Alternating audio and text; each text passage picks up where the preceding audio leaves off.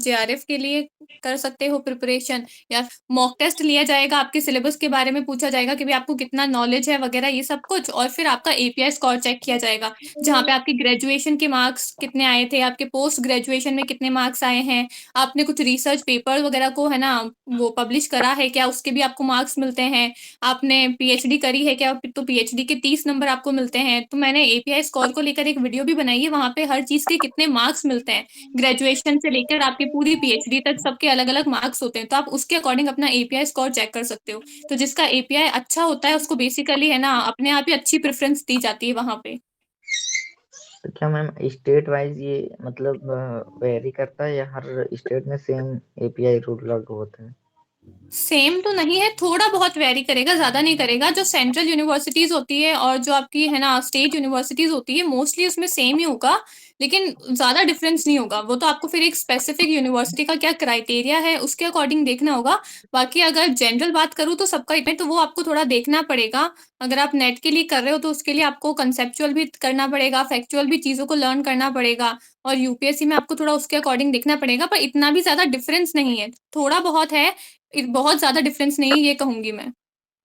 Harshita ma'am, जी मैं जो जिन्होंने अभी ये पॉइंट बोला, मैं कुछ 2 पॉइंट्स बोल सकता हूँ उनके लिए, अगर आप अलाउ करी तो? बिल्कुल बिल्कुल, जी बिल्कुल। क्या नाम है आपका? विकास जी? किन्होंने ये यस सर, किसने ये यस प्रश्न पूछा? मैंने हाँ, पूछा सर, विकास नाम। हाँ, नहीं, मैं अपना थोड़ा-सा एक्सपीरियंस अगर शेयर कर सकता हूँ, अगर इजाज़त हो तो?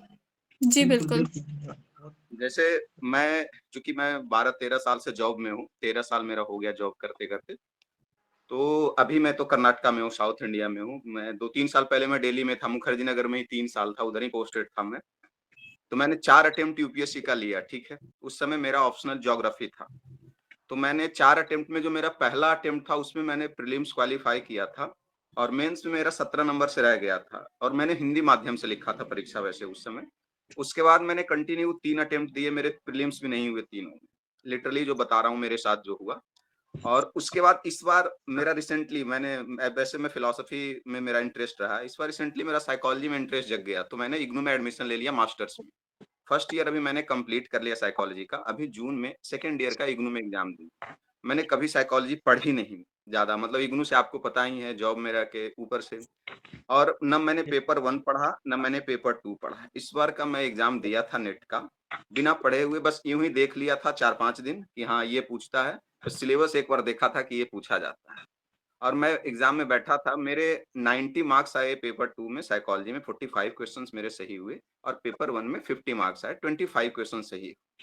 और मुझे थोड़ा-सा अफ़सोस भी लग रहा है, ईडब्ल्यूएस कैटेगरी से मैंने डाला था, तो मुझे लग रहा था कि नेशनल लेवल का एग्ज़ाम है, इसको इतना हल्के में नहीं लेना चाहिए था। अगर 1, 2, 3 महीने शायद मैं पढ़ लेता, तो कुछ बेहतर कर ही लेता। मुझे लेकिन वहाँ पे क्वेश्चन बनाने में कोई ज़्यादा परेशानी हुई नहीं। और चूँकि पेपर 1 में जैसे एनवायरनमेंट का क्वेश्चन था, कुछ कॉम्प्रिहेंशन का क्वेश्चन था, मैथ्स रीज़निंग मेरा ठीक था, तो बिना पढ़े भी बन गया। जैसे टीचिंग वगैरह का नहीं बना मुझसे, कम्युनिकेशन का नहीं बना मुझसे, आईटी वगैरह का बना लिया, रिसर्च का नहीं बना मुझसे, जो पढ़ने वाला था। जो मैंने कभी पढ़ा था यूपीएससी को लेकर, तो मुझे कभी क्वेश्चन में कोई वो टफनेस वाली बात नहीं दिखी। रही बात with compare to UPSC, totally different है। अगर आप यूपीएससी के फील्ड में जा रहे हो, तो उसका कॉन्सेप्ट टोटली ही डिफरेंट है। जहाँ तक मुझे लगता है, क्योंकि मैंने दोनों एग्ज़ाम्स को देखा, एक को बिना पढ़े देखा और एक के लिए 5-7 साल पढ़ के देखा। बाकी सर्विस में रह के मुझे जितना टाइम मिल रहा है, मैं तो उतना ही दे पा रहा हूँ। हो सकता है मेरी ब्रेन की कैपेसिटी कुछ ज़्यादा हो, कम हो, लेकिन दोनों के रास्ते 2 हैं। क्योंकि एक आपको ज्ञानी बना रहा है, एक ऐसे अगर समझ सकते हो, द्रोणाचार्य गुरु थे, लेकिन बैटलफील्ड में अर्जुन जीतता है। यूपीएससी अर्जुन है, पीएचडी और टीचिंग बिल्कुल बिल्कुल। द्रोणाचार्य। ये है मेरे तरफ से, बाकी मैम आप गाइड। हाँ, तो वैसे जो आपने कहा वो एकदम सही बात है। यूपीएससी और नेट का जो सिलेबस है वो डिफरेंस नहीं है, उसमें मेजरली सेम है, लेकिन जो तरीका है ना, जो स्ट्रेटजीज होनी चाहिए, वो तो हर एग्जाम के लिए अपनी अपनी एग्जाम के अकॉर्डिंग अब हमको स्ट्रेटजीज बनानी होती है ना। तो हेलो। स्ट्रेटजीज आपको देखनी पड़ेगी कि भाई अगर आप नेट के लिए कर रहे हो तो आपको किसके अकॉर्डिंग कैसे तैयारी करनी है, अगर आप यूपीएससी के लिए कर रहे हो तो उसके लिए आपको अलग लेवल की स्ट्रेटजीज बनानी पड़ेगी। जी जी, hello ma'am. Hello. Ma'am, actually paper 1 में यूपीएससी के बंदे को दिक्कत नहीं होता है, पेपर 2 में दिक्कत होता है, जो कि इसकी हिंदी है, मेरा भी है। तो मेरे को भी दिक्कत हिंदी में हुआ था, जो कि फैक्ट याद करने में। कंसेप्ट तो क्लियर होता है। पेपर 1 में मैंने पेपर 1 पढ़ा भी नहीं है, फिर भी मेरा पढ़ती सही हुआ है।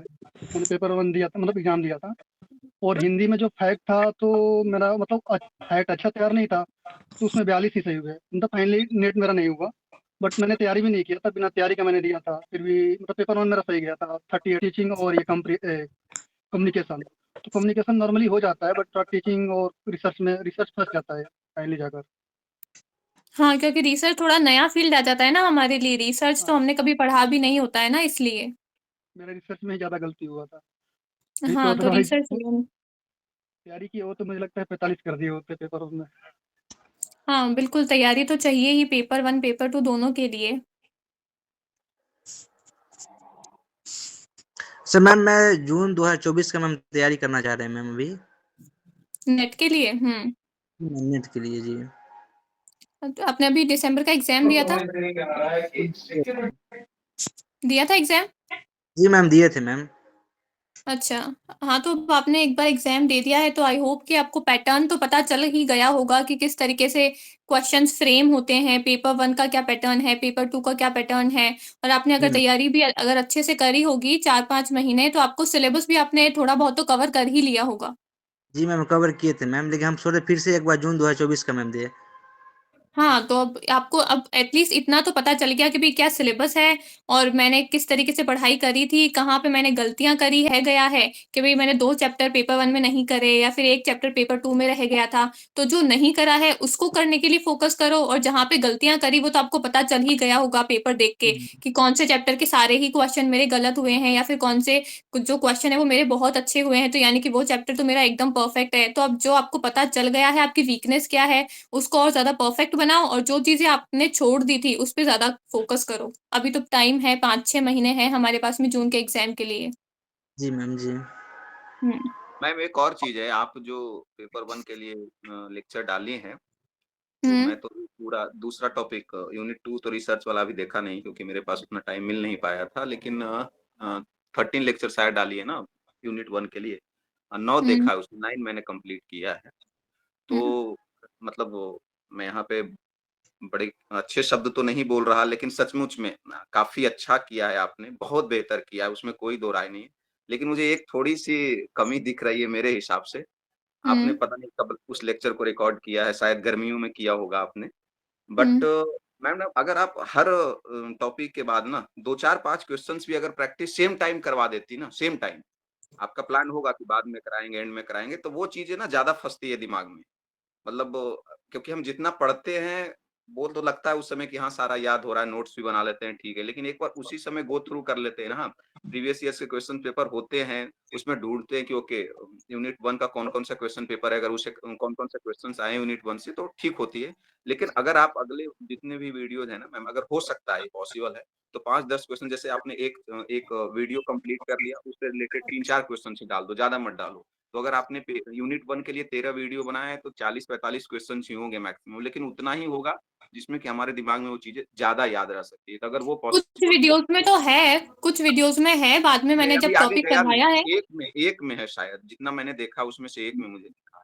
हाँ, तो हो सकता है टीचिंग एप्टीट्यूड के जितने भी 12-13 वीडियोज़ हैं उसमें 1-2 में होंगे, बाकी रिसर्च में भी 2-4 में है। रिसर्च में सब भी में नहीं है, देखा वो तो मैं भी बोल रही हूँ, कुछ में है, कुछ में नहीं है, तो जिसमें नहीं है उसमें क कोशिश करेंगे डालने की, ये ठीक है? रहेगा ना तो सारा और जितना आपने मेहनत किया है और अगर मैं भी करूँगा तो जो आउटपुट निकल के आएगा ज़्यादा आएगा क्योंकि हुँ, हुँ। 95% तो हो रहा है, 5% के लिए अगर आउटपुट रुक गया तो कोई फ़ायदा नहीं है। इतना अच्छा आप एफर्ट कर रही हैं, इतनी मेहनत कर रही हैं, एक ही चीज़ को आप 10 बार बोल रही हैं, इतनी एनर्जी खराब करना सबके बस की चीज़ नहीं, उसमें थोड़ा-सा अगर 4-5 क्वेश्चन्स भी आप डाल देंगी ना, तो हम लोगों को ज़्यादा फ़ायदा होगा। तो मुझे ऐसा ठीक लगता है। है, प्लीज़ ठीक है, अगर ठीक ऐसा है। हो सके तो ज़रूर। बिल्कुल, बिल्कुल। Hello ma'am. हेलो। मैम ये भी तो हो सकता है कि जैसे अलग-अलग यूनिट के लास्ट में एक-एक वीडियो ऐसा बना दीजिए जिसमें मतलब कुछ क्विज़ वगैरह भी हो जाए, मतलब वही चीज़ जो बोल रहे हैं भैया। वीडियोज़ सारे यूनिट खत्म होने के लास्ट में? एक नहीं, नहीं, प्रैक्टिस से नहीं। मतलब प्रैक्टिस सीजन एक-एक वीडियो हर यूनिट के जैसे हो गए। जैसे टीचिंग एप्टीट्यूड हो गए, रिसर्च एप्टीट्यूड हो गए। तो इसके एक-एक वीडियो में ही जैसे 10-10 क्वेश्चन जो मतलब उससे रिलेटेड हो, टॉपिक से रिलेटेड, हाँ, ऐसा भी ठीक हो है, अभी सकता है। जिस वीडियो में हो गया है वो अभी तो ऐड किया जा बन गई सकता है। है, हाँ, अगर अब अलग जो से वीडियोज़ उसको बन वीडियो गई है बना वो तो के बन उसे। गई है। यस जो मैम। नहीं बनी है उसमें अब मैं ऐड कर दूँगी। नहीं वो जो बोल रहे हैं ना मैम, मैंने बोला था वो हर अलग से वीडियो के एक बाद वीडियो में इन्होंने बोला कि अगर एक यूनिट आपने कंप्लीट कर दी ना, तो जस्ट जैसे टीचिंग एप्टीट्यूड आपने कंप्लीट कर दी, उसके जस्ट बाद एक वीडियो अलग डाल से देना जो टीचिंग से रिलेटेड हो। तो वो अभी भी हो सकता वो है वैसे, क्योंकि आपने हो टीचिंग सकता कंप्लीट है, कर हाँ। दी है, एक वीडियो डाल दीजिए जिसमें 15-20 क्वेश्चन हो टीचिंग एप्टीट्यूड जैसे टोटल पेपर 1 के जैसे टोटल 10 यूनिट्स हैं, तो उसके हाँ, मैं मतलब समझ गई, अलग ठीक अलग है, यूनिट ठीक के। है। जी मैम, यस मैम। हम्म, तो ठीक है, तो करते हैं वो कोशिश। एक गो थ्रू हो जाएगा क्वेश्चन से भी प्रैक्टिस। ठीक है, करवा दूंगी मैं। वैसे मैंने यूट्यूब पे फ्री क्लासेस में करवाया है क्वेश्चंस, तो अगर आपको प्रैक्टिस यस करनी है मैम, तो आप उधर से भी कर सकते हो, क्योंकि क्वेश्चंस तो वो सेम ही रहने वाले हैं ना। तो यूट्यूब पे मैंने क्वेश्चंस की प्रैक्टिस करवाई है। तो साइकोलॉजिकल सही है मैम, इफेक्ट सही। मैम, यहाँ से वहाँ चेंज करेंगे, 2-4 अलग वीडियो देखना पड़ जाएगा। अगर यहाँ आप डाल देंगी तो लगे हाथ वो निकल जाएगा। हाँ, नहीं ठीक है, इधर भी मैं डाल दूंगी, पर आपको और ज्यादा प्रैक्टिस करनी है तो मैं बता रही हूँ कि आप यूट्यूब से भी कर सकते हो, मैंने उधर करवाए हैं। सही है, सही, यस मैम, ठीक।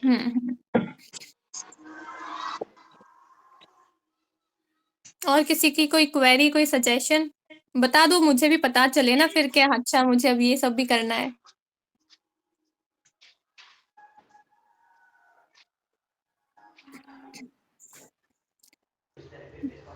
बताओ और हेलो क्या क्वेरी है सबकी। Hello, good evening ma'am. Good evening. Ma'am मेरा इस बार जो है सेकंड मेरा एक्चुअली सब्जेक्ट एजुकेशन है नेट में। हम्म, तो फर्स्ट पेपर में मेरा 30 ही नंबर्स थे, मतलब मार्क्स थे, और सेकंड पेपर में तो मेरा 116 है। तो ये अच्छा। फर्स्ट पेपर के लिए मैंने कल ही अभी ज्वाइन किया है। हम्म, तो वही थोड़ा सा गाइडेंस चाहूँगी आपसे, क्योंकि मैं एक्चुअली सही बात मैं बताऊँ तो मैं फर्स्ट पेपर पढ़ती ही नहीं हूँ बिल्कुल भी, क्योंकि काफ़ी पार्ट्स जो है हमारे एजुकेशन से उसमें आता है, तो मेरा उसी से कवर अप हो जाता है लगभग। तो लास्ट टाइम जो मैंने पेपर दिया था उसमें मेरे 42 थे शायद फर्स्ट पेपर में मार्क्स, लेकिन इस बार 30 रह गए। तो थोड़ा 30 सा मार्क्स बता रही हो या आप क्वेश्चंस बता रहे हो? क्वेश्चन नहीं मैम, मार्क्स, अच्छा, क्वेश्चंस नहीं। 30 मार्क्स यानी कि 15 क्वेश्चंस। हाँ, और लास्ट टाइम में मेरे 42 थे फर्स्ट पेपर में। तो अच्छा, मैम थोड़ा सा मतलब सब्जेक्ट तो मेरा खैर वो हो ही रहा है, लेकिन फर्स्ट पेपर में थोड़ा सा, क्योंकि ये जो डीआई वगैरह होता है ये मुझे बिल्कुल समझ में नहीं आता है। हाँ, तो एक्चुअली क्या है ना, पेपर 2 तो हमने ऑलरेडी हमारे ग्रेजुएशन में पढ़ा हुआ हो रहता है। पोस्ट ग्रेजुएशन में तो हम सिर्फ पेपर 2 ही पढ़ते हैं, तो बच्चों का जी। ज्यादा इंटरेस्ट जो है वो पेपर 2 में ही रहता है, और पेपर 1 उनको डिफिकल्ट भी लगता है, क्योंकि पेपर 1 की जितनी भी यूनिट्स है, टीचिंग है, रिसर्च है, कम्युनिकेशन है, ये ना तो हमने कभी पढ़ी होती है। तो जब पढ़ी ही नहीं होती तो हमारा इंटरेस्ट ही नहीं होता है, और पहली बार पढ़ते हैं तो हमको डिफिकल्ट भी लगता है। तो इसलिए पेपर 1 के लिए, और वैसे ही बच्चे डरे हुए रहते हैं, तो वो पेपर 2 पे ही ज्यादा फोकस करते हैं। लेकिन जब तक पेपर 1 पे अगर आप अच्छे से फोकस नहीं करोगे ना, उसमें 50 क्वेश्चन आते हैं, तो 50 क्वेश्चन यानी कि अगर आप 40 क्वेश्चन अच्छे कर लेते हो, 40 यानी कि 80 नंबर अगर आप पेपर 1 में लेकर आ जाते हो, तो बहुत अच्छा बेनिफिट होता है आपको पेपर 1 को अच्छा करने के लिए। तो इसलिए पेपर 1 को तो स्ट्रॉन्ग करना ही है। पेपर 2 तो वैसे भी हमारा स्ट्रॉन्ग ही है, लेकिन पेपर 1 को अब जी। स्ट्रॉन्ग करना है। तो अब आपको है ना, आपने कहा कि भाई मैथ्स मेरा वीक है, उसमें इंटरेस्ट नहीं है, तो मैथ्स के लिए अभी से ही आप तैयारी करना शुरू कर दो। डेली आप प्रैक्टिस करा करो मैथ्स की, 1 घंटे 2 घंटे। कुछ डीआई के क्वेश्चंस को सॉल्व करा करो, जो भी मैथ्स के टॉपिक्स हैं उनको सॉल्व करा करो। तभी मैथ्स में प्रैक्टिस करोगे, तभी आपके कंसेप्ट जो है वो क्लियर हो पाएंगे। और बाकी जो अगर आपने हमारा कोर्स ले लिया है तो उसमें तो जो भी है ना सिलेबस है वो कवर हो ही रहा है, तो आप डेली कुछ वीडियोस देखो, अपना नोट्स बनाओ, रिवाइज करो। तो जब तक सिलेबस कवर जी। नहीं हो पाएगा तब तक पेपर क्लियर नहीं होगा, फर्स्ट पेपर अभी जो है मैम वो। अभी कल ही ज्वाइन किया है मैंने।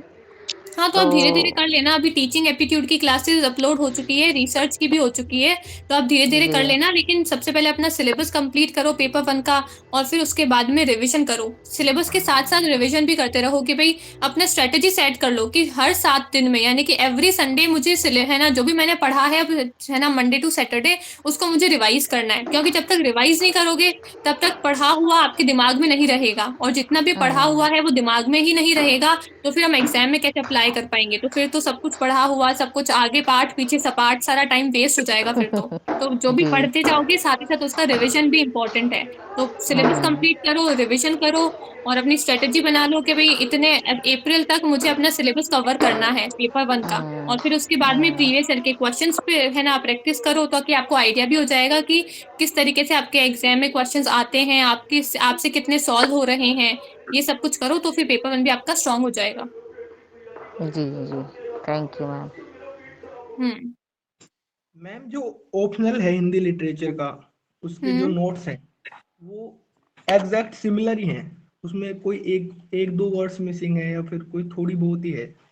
तो मैम हम क्या करें कि नोट्स ही पढ़ें या फिर खुद के नोट्स बनाएं, क्योंकि ज्यादातर सिमिलर है, जो प्रिंटेड नोट है वो बिल्कुल सिमिलर ही है, लगभग थोड़े बहुत पॉइंट एडिट करने की बोल रहे हो कि भाई सब कुछ ही सेम है तो दोबारा से फिर मत लिखो उस चीज को। ज्यादा डिफरेंस नहीं है मैम। जैसे कि कोई मैम के अगर कोई एक आध पॉइंट मिस हो रहे हैं तो वो ही बचते हैं, और कुछ फैक्ट्स एडेड भी हैं उसमें प्रिंटेड नोट्स में, हाँ, कुछ तो एक्स्ट्रा फैक्ट्स। जो चीजें मैम ने नोट्स दी है, अगर वो चीजें आपके पास में नहीं लिखी हुई है तो फिर उसको लिख लो। जो चीजें लिखी हुई है उसको दोबारा से मत लिखो, ये कहने का मतलब है। ऐसे कर सकते हैं ना कि प्रिंटेड नोट्स में ही एक पेज लें और वहीं पे लिख हाँ दें, हाँ उसको हाँ, एक अटैच पेज ले लो, उसको है ना स्टेपलर लगा लो, उसके ऊपर जो भी चीजें आपने नहीं लिख रखी है उस पेपर के ऊपर लिख लो।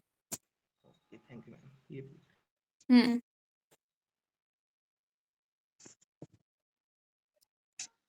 और किसी की कोई क्वेरी पेपर 1 को लेकर?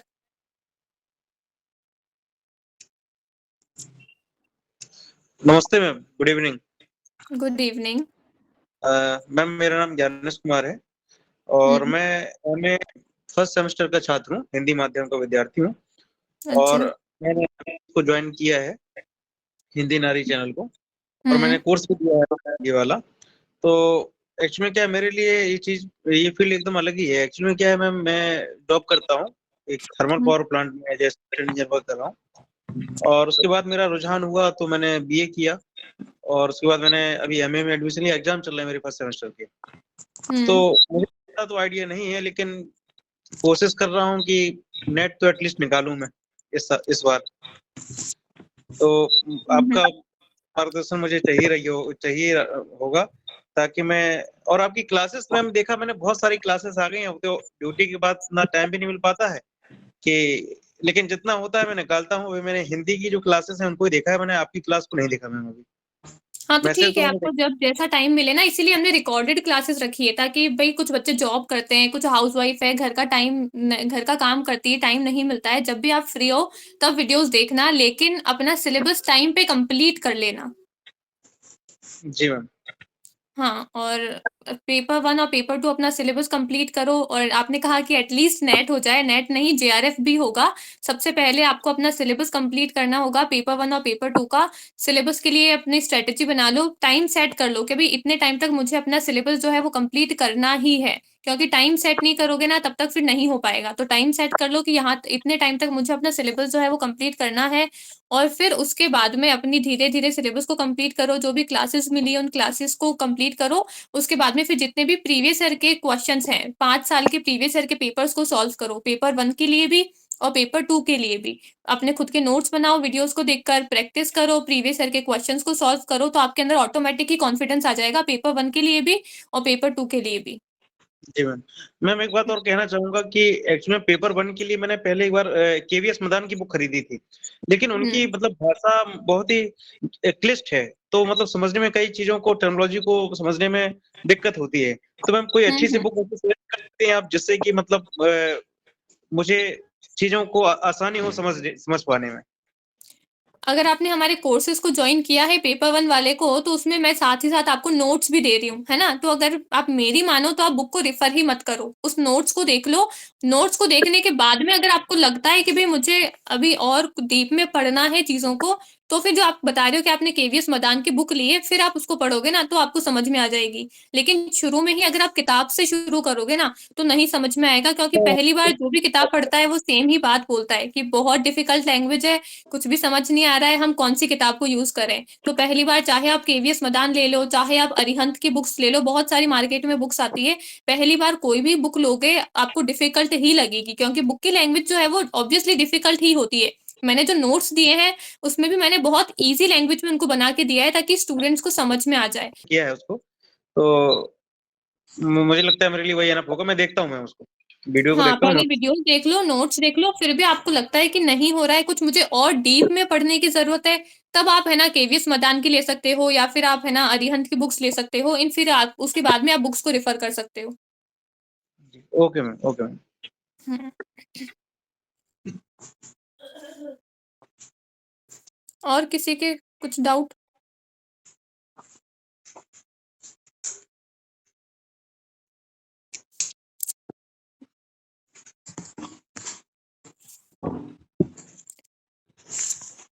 बताओ, और किसी के कुछ डाउट है, कुछ सजेशन देना है अगर क्लासेस को लेकर?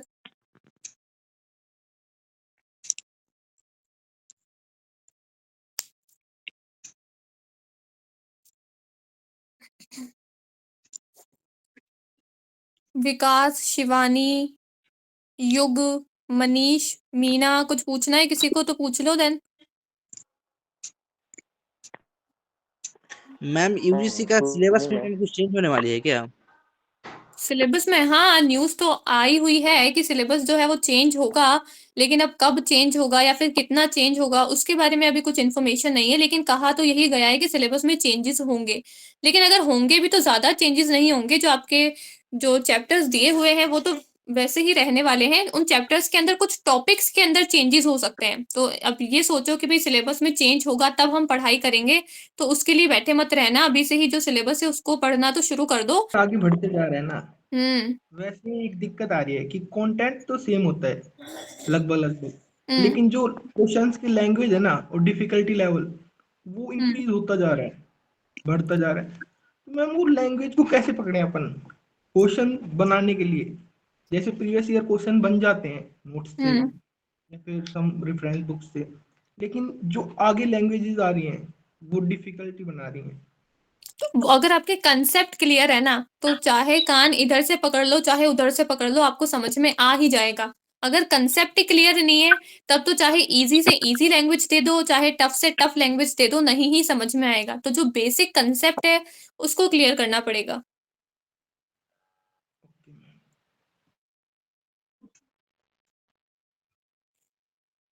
और किसी का कोई डाउट?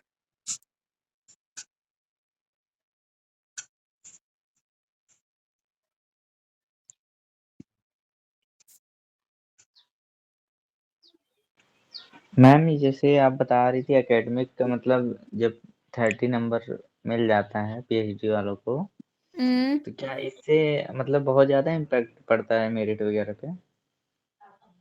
नहीं, नहीं, आप समझे नहीं। मेरिट-वेरिट पे कुछ इम्पैक्ट नहीं पड़ता है। जब आप इंटरव्यू के लिए जाओगे ना अपने आप को और फिर उसको मिला के आपका पूरा एपीआई स्कोर बनता है। तो जिसके ज़्यादा नंबर आएँगे उसको ही सिलेक्ट करेंगे। ये तो बेसिकली वो सिंपल सी बात है। मेरे मतलब 10 उनको नंबर है, आपके प्रेफ़रेंस 20 दिया है, तो जाता आपको है, ही लेंगे वो लोग। मतलब प्रेफ़रेंस दिया जाता है उनको। हाँ, उनको प्रेफ़रेंस मिलती है। अब जिसको ज़्यादा नंबर होंगे उसको ही तो प्रेफ़रेंस पहले मिलेगी ना। मेरे 10 नंबर है, आपके 20 नंबर है, तो लेने वाला किसी भी जॉब में सबसे पहले 20 नंबर वाले को ही लेगा ना, फिर 10 नंबर वाले को लेगा।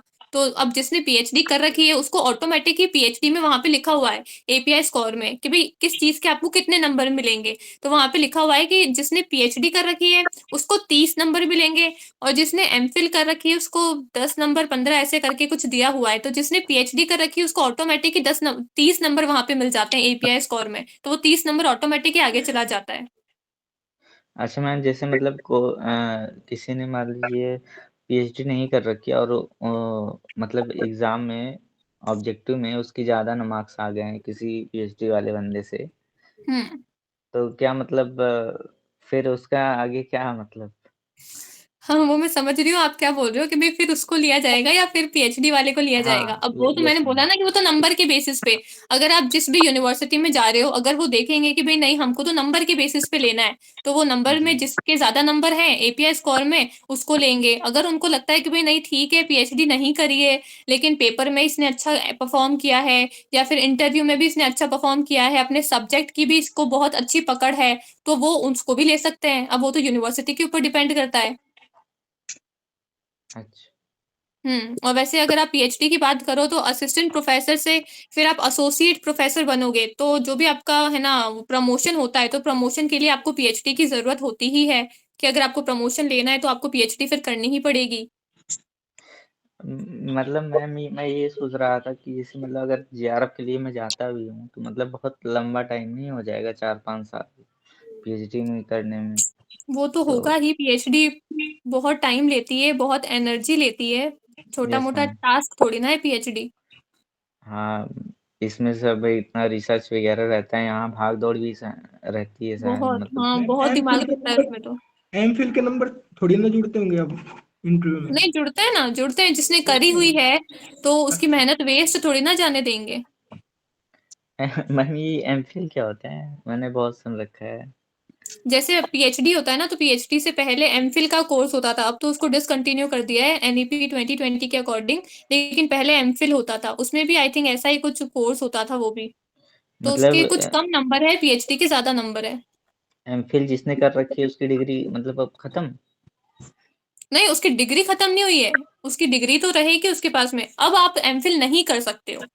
अच्छा मतलब अब आगे बंद कर दिया गया हाँ, प्रोग्राम। अब आगे नहीं कर सकते हो, अब आप चाहते हो कि भाई अब मैं एमफिल कर लूँ, तो अब नहीं कर सकते हो। अगर आपने कर रखी है, तब तो उसके नंबर कुछ दिए हुए हैं, मुझे याद नहीं आ रहा कितने दिए हुए हैं, दिसंबर। प्रीवियस बैच का। यस मैम, दिसंबर वाले। अच्छा, तो अगर आपका नेट क्लियर हो गया है, तो जो भी वैकेंसीज़ आती है, आप उस वैकेंसी के एग्ज़ाम के लिए तो अप्लाई कर दो, है ना? और अगर आप चाहते हो कि भई मुझे जेआरएफ भी करना है, तो आप जेआरएफ के लिए भी तैयारी करते रहो, जून में एग्ज़ाम है, और जो भी वैकेंसीज़ आती है, आप उस वैकेंसी के एग्ज़ाम के लिए भी अप्लाई कर दो। दोनों ही काम आप कर मैम सकते हो। हाँ मैम वो तो सही है, हुँ। लेकिन मतलब क्या ध्यान नहीं भटकेगा इधर दोनों तरफ? वो तो आपको थोड़ा मैनेज करना पड़ेगा। वैसे मैंने बोला ना कि असिस्टेंट प्रोफ़ेसर अगर आप वैकेंसी के लिए कर रहे हो, तो जो असिस्टेंट प्रोफ़ेसर का एग्ज़ाम होगा और जो आप नेट का एग्ज़ाम है, जो सिलेबस है वो बहुत डिफरेंट नहीं है। ज़्यादा अंतर नहीं है सिलेबस में। तो आप एक चीज़ को पकड़ के, यानी कि एक अपना सब्जेक्ट को पकड़ के, एक सिलेबस को पकड़ के आप दोनों की तैयारी कर सकते हो। खाली रचनाओं का अंतर होता है बस। हुँ। मतलब इसमें डीप पढ़ना पड़ेगा, लेकिन मतलब जो वैकेंसी आएंगी हुँ। उनमें तो बहुत डीप जाना होगा, पढ़ना होगा। अब वो थोड़ा बहुत तो डीप उसके अकॉर्डिंग होगा ही उसका पेपर तो। अच्छा मैम ये मतलब स्टेट वाइज जो मतलब एग्जाम पैटर्न 17 विषयों के फॉर्म भर दिए थे एक साथ, एक ही पर्सन ने। अच्छा। जी, फिर उसके ऊपर कार्रवाई हुई थी, फिर काफी लोगों ने 4-4, काफी लोगों ने 7-7 विषयों में भर दिए थे। उसके बाद फिर हुँ। आरपीसी ने उनको बोला था कि अपने-अपने जो फॉर्म उठा लें वापस। अगर किसी ने हुँ, पीजी हुँ। कर रखा है या पीजी रनिंग में चल रहा है, हुँ। उन विषयों में आप भर सकते हैं। बहुत से हुँ। ऐसे लोग थे जिन्होंने 4-4, 5-5 विषयों में एमए कर रखा है, हुँ, हुँ। फिर उनका तो मान्य रखा। अच्छा मैम जैसे ये नेट वाला जो रिजल्ट आया हुआ है, मतलब इसका क्या सर्टिफिकेट अलग से आएगा कि इसी का बस पीडीएफ हम लोग को रखना होगा? नहीं, नहीं, इसका सर्टिफिकेट आ जाएगा ना। कब तक आएगा मैम? वो तो अभी तो कल तो रिजल्ट ही आया, अभी टाइम लगेगा थोड़ा-सा।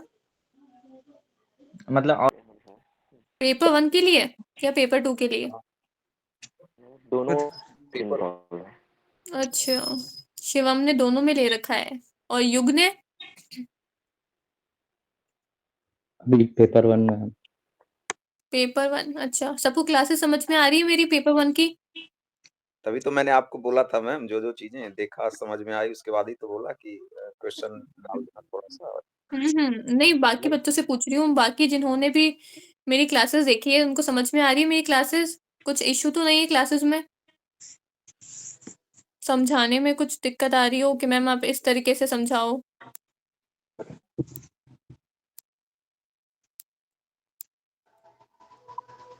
जैसे टेस्ट सीरीज के लिए हम बोल रहे थे कि टेस्ट सीरीज जो होता है वो जैसे एनटीए वगैरह की ऑनलाइन होता है डायरेक्ट, हुँ। उस टाइम पे अगर टेस्ट सीरीज कुछ हो जाता तो ज़्यादा बेटर रहता।